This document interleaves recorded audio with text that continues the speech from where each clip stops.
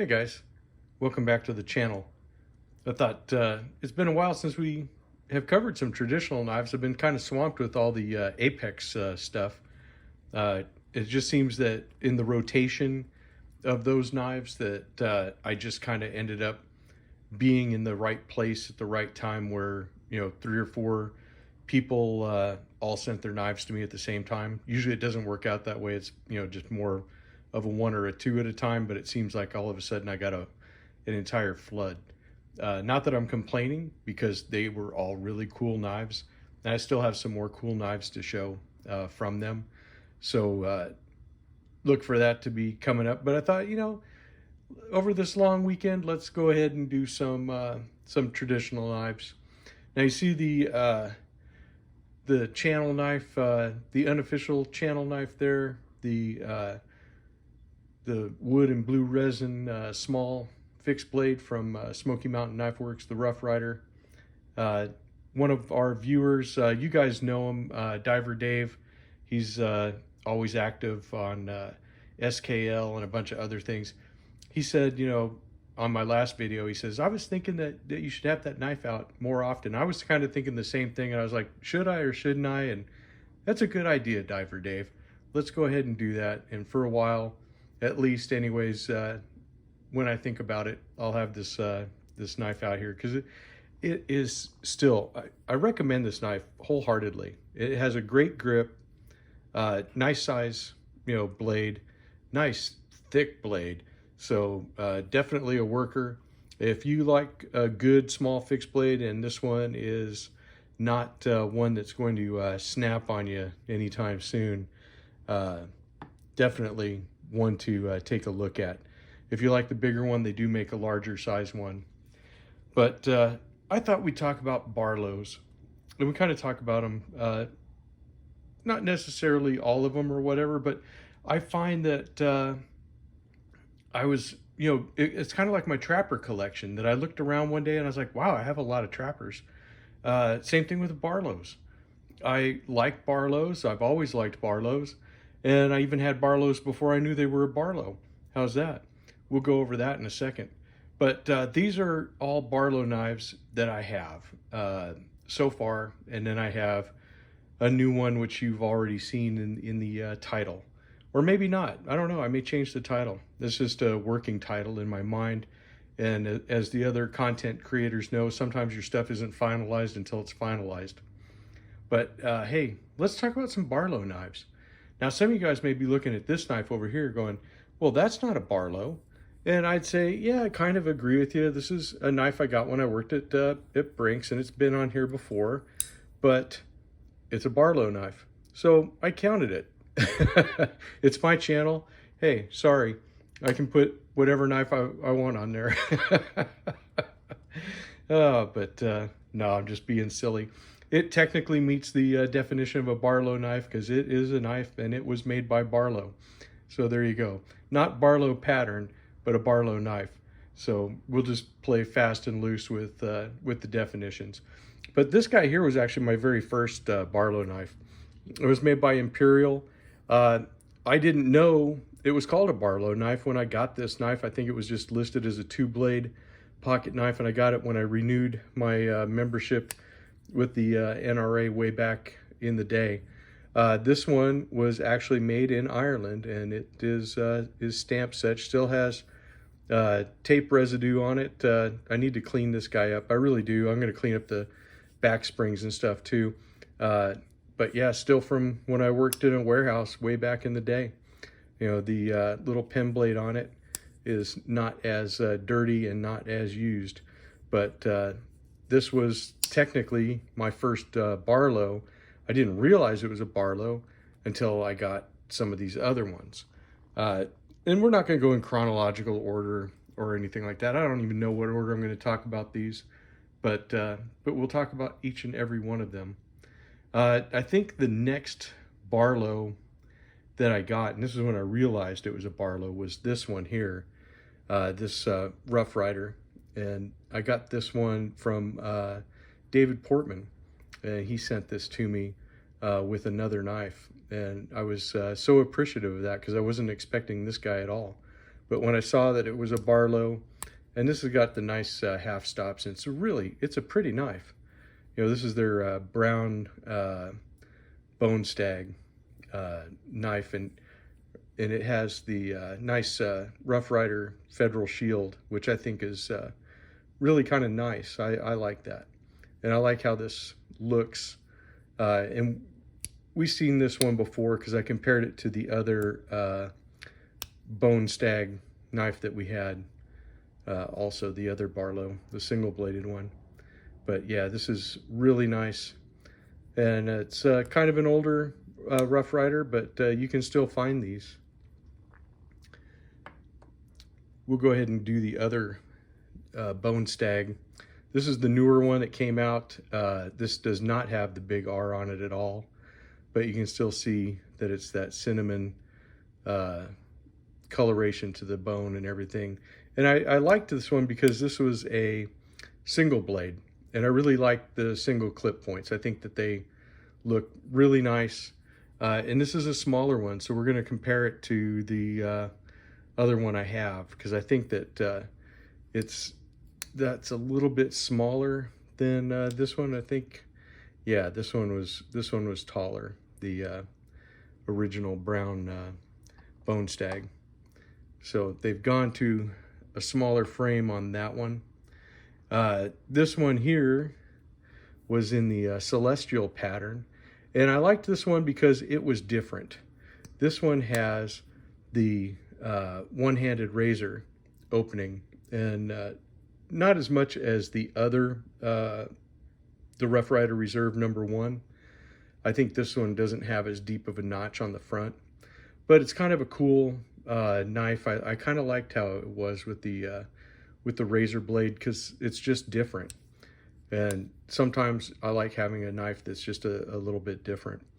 And of course, this one has the pen blade. This has a much stronger pull on the pen side than on the razor side. But again, it has the big R, but I really liked the celestial pattern, just like I liked the copper swirl pattern. I really like how they did these covers. They're just really kind of cool looking, and I really like it.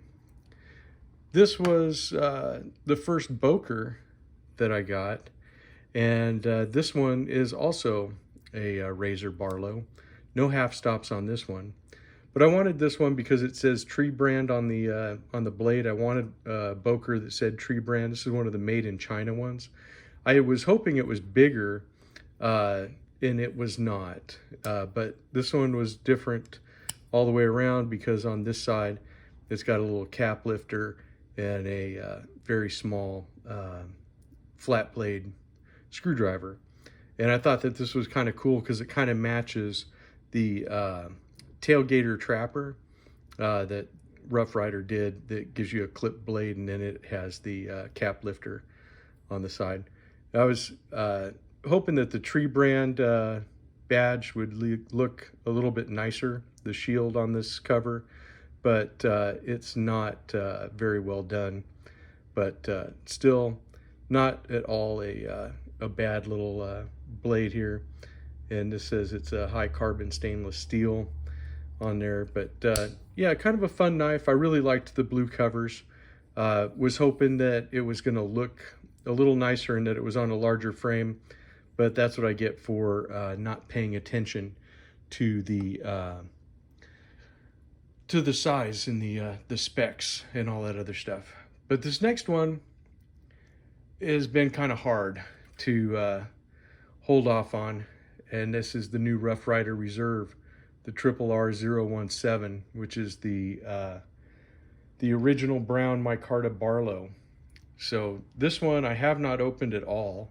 So we'll go ahead and do an unboxing. As you can see, I haven't opened this. This is pristine, and it's been sitting on my desk, and I've been looking at this black box and saying, I have got to open this thing quickly. It was killing me to not do it. And of course, everybody's seen the little tins that they have. You know, so this is not really anything earth-shattering that you haven't seen before, but it's just kind of a fun thing, I think, to share with you guys. We'll get my first impressions. We'll look at this. We'll compare it to the other single-bladed Barlow that they've recently come up with. Let's see, we'll get our nice little cleaning cloth out here. We can already hear the paper. You do get the nice Rough Ryder Reserve paper. See if I can get this open while I'm dealing with the camera and stuff. And wow, very nice construction. Yeah, this is nice. I like this. Okay, let's actually not bad.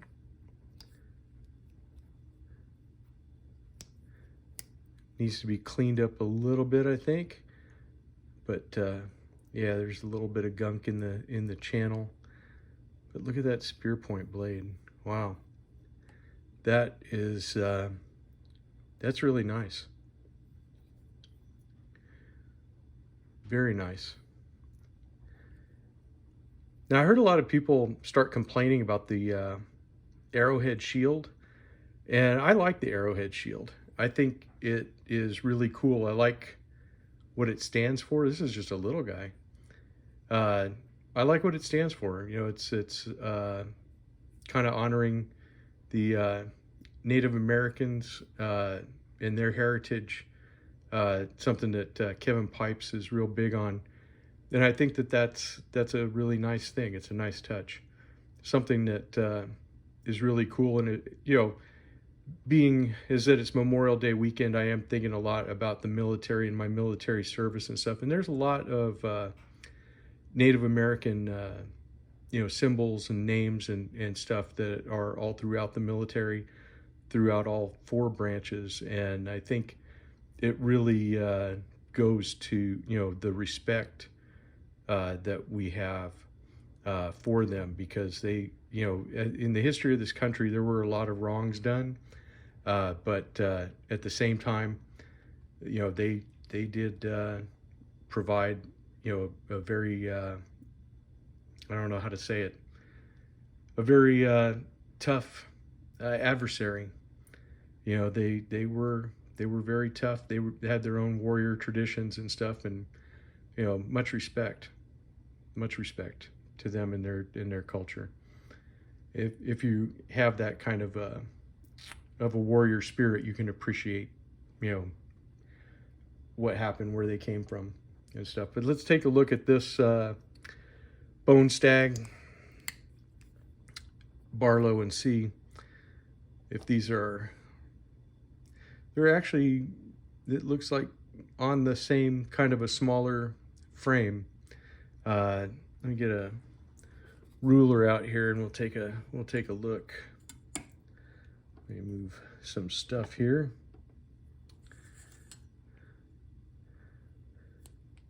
Because I don't know if the blades are exactly the same, but we're looking at just a little over 3 inches, not quite 3 1/4 when it's closed. Let's take a look at this new one.